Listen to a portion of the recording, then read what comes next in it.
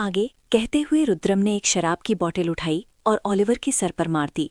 Oliver की दर्द भरी चीख क्लब में गूंज उठी, लेकिन किसी की हिम्मत नहीं थी रुद्रम को कुछ बोल भी सके। रुद्रम ने गुस्से लेकिन शांत आवाज में कहा, बस इतने से दर्द में ही चीख पड़े। सोचो वो लड़की कितनी तड़पी होगी, उसके जैसी जाने कितनी और, लेकिन तुम्हें तरस नहीं आया। बहुत मजा आता है ना तुम्हें बच्चों और लड़कियों को ड्रग खिलाने में। आज मैं तुम्हें खुद तुम्हारे इस नशे का मजा चखाता हूँ। कहते हुए रुद्रम ने अपने आदमियों को इशारा किया, जिसे समझकर उसके आदमियों ने ओलिवर को पकड़ लिया और जबरदस्ती उसके मुंह में बहुत सारी ड्रग्स डाल दी। ओलिवर ना में सर हिलाता रहा, लेकिन कौन सुनता उसकी वहां। कुछ पल बाद ही ओलिवर को अपना सर घूमता हुआ दिखाई दे रहा था। वो तड़प रहा था क्योंकि ड्रग इतना ज्यादा था कि उसके दिमाग की नशे तक फटने को हो गई थी। रुद्रम ने सर्द आवाज में कहा, फ्लोर पर बॉटल्स फेंको और इसे खड़ा करो उन पर। रुद्रम की बात सुनते ही उसके आदमियों ने बहुत सारी शराब की बोतलें फ्लोर पर फेंक दी और उन पर ओलिवर को खड़ा कर दिया। ओलिवर नशे में झूल रहा था, लेकिन उसे दर्द का भी एहसास हो रहा था, बस चीख नहीं पा रहा था। वो कभी नशे में गिरता तो रुद्रम के आदमी उसे फिर से खड़ा कर देते और ओलिवर के पैरों से खून पानी की तरह बह रहा था। गिरने की वजह से उसके बाकी शरीर और चेहरे पर भी कांच के टुकड़े चुभ गए थे। रुद्रम एकटक ओलिवर को देख रहा था। कुछ देर बाद ओलिवर के मुंह से झाग निकलने लगे क्योंकि ड्रग उसके दिमाग तक चढ़ गया था। रुद्रम ने ये देखकर गहरी आवाज में कहा, इसे बाहर बीच रोड पर खड़ा कर दो और ध्यान रहे इसकी सांसें धीरे धीरे बंद होनी चाहिए। उसकी बात सुनकर आदमियों ने ओलिवर को बीच सड़क पर खड़ा कर दिया और रुद्रम के आदमी गाड़ियों से बार बार उसे टक्कर मारकर निकलते।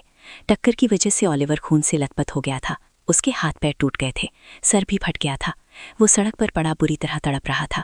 उसकी सांसें कभी भी बंद हो सकती थीं। रुद्रम ने हाथ दिखाकर अपने आदमियों को रोक दिया और गाड़ी में बैठकर वहां से निकल गया, उसके सभी साथी भी। कुछ पल बाद ओलिवर की सांसें पूरी तरह से रुक गईं, लेकिन बाहर जो भीड़ खड़ी थी उनमें से किसी की भी हिम्मत नहीं हो रही थी कि वो ओलिवर के पास भी जा सके। धीरे धीरे भीड़ वहां से चली गई क्योंकि कोई भी पुलिस और माफिया के बीच में नहीं पड़ना चाहता था। भीड़ में से एक मास्क पहने लड़के ने ओलिवर की बॉडी को देखते हुए कहा, सोचा था तुम तो इस रुद्रम शेखावत को खत्म कर दोगे, लेकिन तुम भी किसी काम के नहीं निकले। अब मुझे ही कुछ करना पड़ेगा। मुझे इस रुद्रम की दुखती नस को ढूंढना होगा और उस पर वार करना होगा, ताकि उसे पता चले कि किसी अपने को मरते देखकर कैसा महसूस होता है। कहते हुए उस शख्स ने ओलिवर को एक नज़र घूर कर देखा और आंखों में रुद्रम के लिए नफरत लेकर वहां से निकल गया। कुछ देर बाद रुद्रम कबीर आलिशी के साथ अपने विला पर पहुंचा, जो बाहर से पूरी तरह से ब्लैक रंग से रंगा हुआ था, लेकिन लाइट्स की रोशनी में बहुत खूबसूरत लग रहा था। बहुत बड़ा गार्डन और जगह जगह ब्लैक कपड़े पहने सिक्योरिटी गार्ड। रुद्रम एक रॉब के साथ गाड़ी से बाहर निकला और बिना किसी की तरफ देखे अंदर की तरफ बढ़ गया। एक हाथ पैंट की जेब में और एक हाथ में कोट पकड़ा हुआ था। रुद्रम अपने रूम की तरफ बढ़ा ही था कि ऋषि ने पीछे से कहा, रुद्र, नरेन अंकल का फोन आया था, तुम्हें याद है ना, हमें इंडिया जाना है, तो कब निकलना है?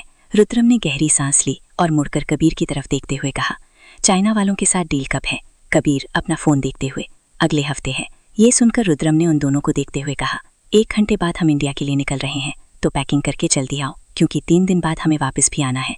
मेरा ये मीटिंग अटेंड करना जरूरी है। ऋषि परेशानी से, लेकिन रुद्र, हम 3 दिन में वापस कैसे आ सकते हैं? हमें तो अभी पता भी नहीं कि अंकल क्यों बुला रहे हैं तुम्हें। हम मीटिंग अगले महीने भी कर सकते हैं। रुद्र, जो मैंने कहा है वही होगा। क्या तुम्हें पता है डैड ने क्यों बुलाया है मुझे? उन्होंने मुझे तो कुछ नहीं बताया। रुद्रम ने उसे घूरते हुए कहा, क्योंकि उसे शक था कि ऋषि को जरूर कुछ पता होगा। ऋषि ने डरते हुए कहा, नहीं रुद्र, मुझे सच में कुछ नहीं पता। और मुझे कैसे पता होगा जब अंकल आंटी ने तुम्हें ही कुछ नहीं बताया तो? ये सुनकर रुद्र ने उसे एक नज़र देखा और अपने रूम की तरफ बढ़ गया। उसके जाते ही कबीर ने ऋषि के कंधे पर हाथ रखते हुए कहा, बेटा बचकर रहना रुद्र से। अगर इंडिया जाकर कुछ गड़बड़ हुई और उसे पता चला कि अंकल आंटी के साथ तुम भी उस गड़बड़ में शामिल थे, तो तुम्हारा क्या हाल करेगा रुद्र, तुम्हें अच्छे से पता है। कहते हुए उसने ऋषि का कंधा जोर से दबाया और अपने रूम की तरफ बढ़ गया। उसके जाते ही ऋषि ने अपने कंधे को सहलाते हुए कहा, ये दोनों खड़ूस मेरे ही दोस्त क्यों हैं? एक अपनी बातों से डराता है तो एक आंखों से ही। अंकल आंटी प्लीज अपने इस प्यारे बेटे को बचा लेना, अपने दूसरे जल्लाद बेटे से। ऋषि ने अपना सर झटका और खुद भी तैयार होने चला गया। ऋषि को पता था कि नरेन रुद्र को इंडिया क्यों बुला रहे हैं, लेकिन ये बात रुद्र को अभी पता नहीं चलनी चाहिए। वहीं दूसरी तरफ आराध्या सड़क पर बैठी बुरी तरह रो रही थी। उसने अपने सीने से कलश को लगाया हुआ था। तभी किसी ने उसके कंधे पर हाथ रखा, जिससे आराध्या डर गई और उसने पलटकर देखा तो सामने पड़ोस की वही औरत थी जिससे नरेन जी ने बात की थी। आराध्या ने रोते हुए कहा, शीला आंटी, क्यों मेरे साथ ही ऐसा होता है? हर कोई मुझसे नफरत करता है। जो मुझसे प्यार करते थे वे छोड़कर चले गए। क्यों? क्या दर्द सहने के लिए ही ऊपर वाले ने मुझे इस दुनिया में भेजा है? कहते हुए आराध्या से सट पड़ी। उस औरत यानी शीला आराध्या के पास बैठ गई और उसके चेहरे को अपने हाथों में थामते हुए कहा, जारी है। Please follow, like, comments and subscribe. शुक्रिया।